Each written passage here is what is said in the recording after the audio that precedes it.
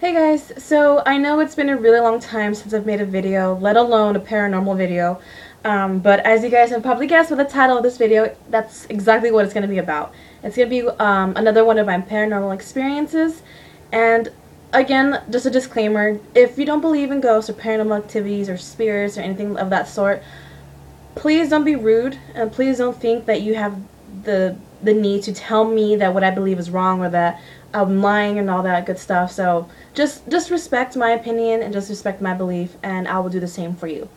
So yeah, with that being said, let's go ahead and give you a little background detail of where this story is taking place, and how this all came about. And also, it's kind of like a two-parter. Yeah, I guess you can say that. It's a two-parter. So, alright, let's go ahead and get started. So the first part of the whole experience has to be a couple years ago, actually. It was around maybe 3 to 4 years ago, around the time that my grandma passed away. I was in bed sleeping, and I have a tendency of, no matter what time of day, or I'm sorry, what time of night it is, I have to check my phone to see what time I woke up. It's just this weird habit that I always had. So I check my phone and I read what time it is.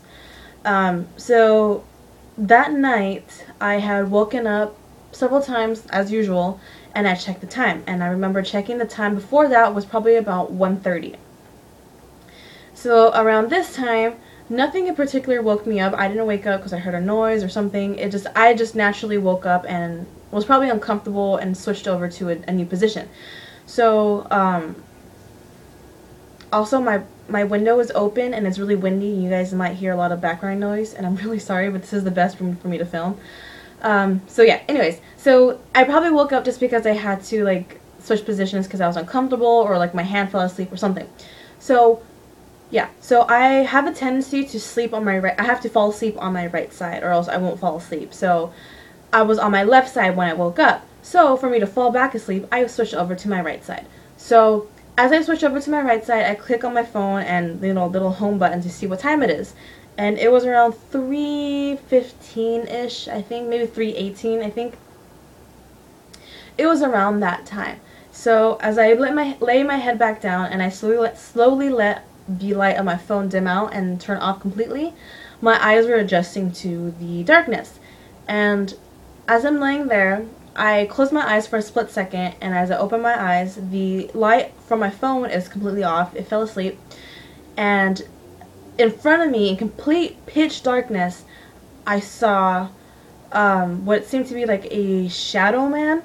And I know that this is really frequently seen in a lot of paranormal experiences, where it's this big, tall, shadowy figure, or, standing over you or doing something, or passing by, or you see out of the corner of your eye. And mind you, I have had experiences like at my house or like at a friend's house where I do see shadowy things that like dart from room to room, but I've never locked my vision onto something right in front of me. So it's, like I said, it's 3 o'clock in the morning. I shut my eyes for a split second, and as I open them up again, the light from my phone is off, and what I see in front of me is a really, really tall man, or what I assume is to be a man, standing in front of me, and it looked very hostile, very defensive, and it was standing in front of my closet looking at me with its chest puffed out and like its arms to its side, as if it was trying to get ready to fight me. Kind of like that stance a boxer has where like they're getting ready to like make a move or something. So the weird thing is I didn't feel fear. I was really like shocked. I was shocked, and I was like, am I really seeing this? But in the midst of me waking up at 3 o'clock in the morning, I was really sleepy, and I fell asleep instantly, and it didn't keep me up. I didn't hear it, or didn't wake me up again. So that, that stayed with me. That kind of, burned a memory in my brain. I was like, what the hell was that? Like, how can I explain that? Did I really see it? Was it a dream? Or, was this something in my closet that was taking on the figure of a person? Maybe the sun, the sun. Maybe the moonlight was coming in through my window, and maybe, it just made something look like it was a human. So I don't know. I don't know how to explain it. I didn't know what it was, or how to go about it. I just know that, excuse me, I just know that I saw something. So, fast forward a couple months, and like I said, this is a two-parter, so this is the second part.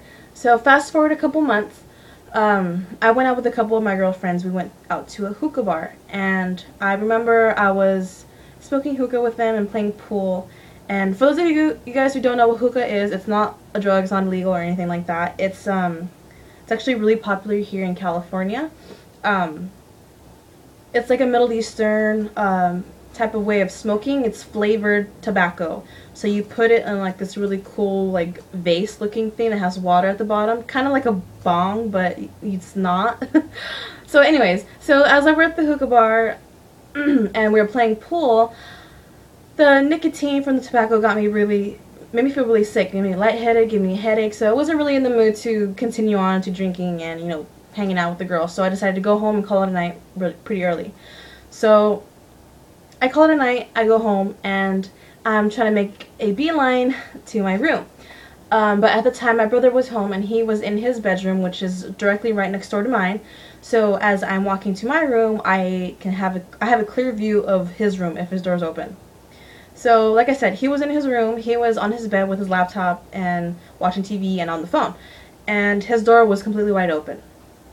So I go into his room and start talking to him, and he asks me about my night and all that stuff. So keep in mind that at this point I had not walked into my room, I have not opened the door to my room, and nobody since me coming home, from me getting to my brother's room, no one's walked into my room. So there's nobody in my room. So yeah, I finished conversation with my brother and we wrapped things up, and then I'm going to go into my room to get into my pajamas and, you know, relax and get comfy. So I have my purse in my hand and also I'm holding my phone. So I am going towards my room and I put my hand on the doorknob and I don't even get a chance to go into my room. I was still standing outside by the doorway, and I opened up the door to my bedroom, and to my knowledge, to what I can recall from that night, I saw the shadow figure again standing by the base of my bed. And as I opened up my door, it looked as if it had been waiting for me, and it like zoomed up into my face. Like it wanted me to know that it was there, that I didn't, like, I was doubting as if I had actually seen it, because like I said, it was so early in the morning the very first time. I could have been dreaming. It could have been something in my closet that manipulated the lighting to make it seem as if it was a person standing in my room. But the feeling that I got and the interpretation that I received from it was making its presence known. Like, damn right, you saw me, this is what you saw, and I'm gonna make it known that, you know, you're not going crazy, that I am here and you better recognize that. So like I said, I opened up my door and I don't even get a chance to go into my room. I'm still in the hallway, you know, opening the door up to my room. And like I said, he was standing at the base of my bed facing me, well, facing my door. And as I opened it up, my eyes adjust, and like I said, what it seemed as if it was standing at the base of my bed, and as I opened up the door completely and as I focused on what I was looking at, it kind of like the stereotypical ghost, like when you see in movies how like it floats everywhere. That's how it was. It was standing up right straight, and then it zoomed up to my face, literally a couple inches away from my face, and then I black out. I don't know if I blacked out from fear, from shock, or I don't know. I don't even want to go into the possibility of it manipulating me and getting into my body, because that just scares me. So let's just go ahead and say I fainted and I blacked out because I was scared. So yeah. So as this whole thing is going on, as it whole, you know, makes its dramatic appearance and zooms up into my face and scares the hell out of me, I scream a blood-curdling scream, and my brother knocks his computer out and like drops his phone, and he comes running out. He's like, "What happened? What happened?" And then here comes my mom, and then here comes my grandma, and it's this whole ordeal, and have this giant audience that's trying to get me off from the floor, trying to get me to stop crying. But the weird thing is, I don't have any memory besides opening the door and then waking up a couple minutes later. But what the story is being told from my brother and my mom is that I was stuck on the ground. It was as if I was being held against the ground My brother, he's a pretty big guy. He's a 30-year-old guy, works out, good shape. You know, he's really buff and strong. So it wouldn't be any problem whatsoever to get me off of the floor, at least sitting upright off the floor, or moving to the room or whatever. But he said that I was crying with my eyes open and I was screaming, and he couldn't lift me off from the ground. He couldn't get me to sit upright. I was completely in a fetal position, hunched over, crying, sobbing, with my eyes wide open, and I wouldn't stop screaming. And he's trying to pick me up, grabbing me by my arms and trying to pull me. I will not budge whatsoever. So something happens, I come to and I snap out of it, and I get myself up, and they all help me to my brother's bed, and they sit me down, and they're like, what happened to you? Like, what's going on? Like, what did you see? And I'm so scared at this point that I can't talk. I am shivering. I am pale like a piece of paper, and I'm just on his bed, like, sobbing my life away because I was so afraid of what had just happened. And finally, like, I calm myself down and I stop shaking, and I tell them, this is the second time that I've seen this thing in my room, and I don't know why it's taunting me or why it's attracted to me or to my bedroom, but this is the second time that it's happened, and this time it felt more aggressive. It felt more as if it was claiming its territory in my room. The first time that I saw it, he just looked defensive. And I say he because it looked like the shape of a man. He wasn't wearing any clothing. Well, I couldn't see any clothing. I couldn't see any, like, wearing a hat or facial features or anything like that. It was just a solid shadow that was really tall, really big and broad. And like I said, the first time that I saw him, he was standing as if, like, he was getting ready to fight. So that kind of, like, resonated within me, and it made me even more frightened this time around, because not only did I have that memory that he looked as if he wanted to fight me or he was about to attack me, but the second time around that I did see him, he moved. He taunted me. He I don't know, he got in my face as if, like, that's right, you saw me. Yes, I was there. Make note of this. Pay attention. And, like, kind of like trying to set me in my place, trying to make me feel inferior, and like he claimed this area. So let's go ahead and wrap up that night. And I wasn't allowed to sleep in my room. My grandma, who was really, really religious and Catholic, she went ahead and tried to bless the room as best as she could, with like holy water and doing prayers and all this stuff. And I was sleeping in my living room, and that's how that night ended. In that house, nobody got a wink of sleep because everyone was so, like, tense and scared, and, every little noise and every little drop of water from the faucet woke everybody up. So that night was a very restless night. So that next day, my mom, my grandma, and I, we actually went to church. And mind you, I'm not a very religious person whatsoever. I come from a very Catholic religious background, but I, on the other hand, as well as my siblings, aren't very religious whatsoever. So I can't say yes, the fact that my grandma blessed the room, or the fact that I went to church and, the priest spoke to me and told me that I'm going to be alright. I don't know if that really did the case and that solved the problem, but it is a big coincidence that after that I have not seen that figure, or nothing has happened in my room or to me. So like I said, you can interpret it however you want to interpret it, whether it was the power of God, or if it's, mind over matter, or just mere coincidence that all these actions stopped happening after I went to church and spoke to the priest, and the priest blessed me, and my room was blessed and everything. So, you can take it for what it is. I just know that something happened in this room twice, and that something was attracted to me and to my room. And it's been, like I said, it's been 3 or 4 years now, and there's nothing that happens in my room anymore.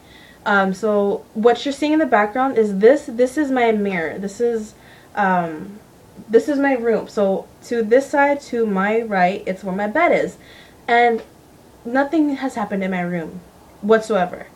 But in this room that I'm in now, which is like my closet / makeup room, stuff does happen in here as well. So it seems as if whatever was blessed or, was taken care of in my room didn't necessarily transfer into this room. So this room is still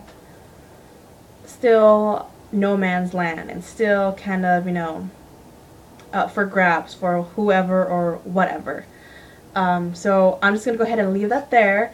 And this is my second paranormal experience, or well, second or third paranormal experience, I guess you can say, since it is a two-parter.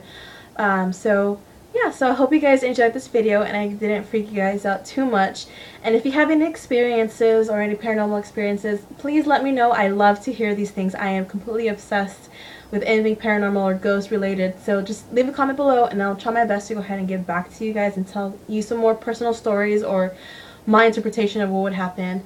So yeah, that is it. And I'm sorry again for such a big, you know, leave of absence, but I'm going to go ahead and try to post out more videos as more frequently as I can. Just be patient with me. I'm still dealing with a broken camera, so that's why you probably see a crack. And oh yeah, by the way, if you see this hand waving around, it's just the glare from the crack that's right in front of the lens. So you see my hand waving around. It's not a ghost that's trying to reach out to me. It's just my own hand. So yeah, that is it. Hope you guys like it. Thumbs up, leave a comment, and yeah, I'll see you guys next time. Bye guys.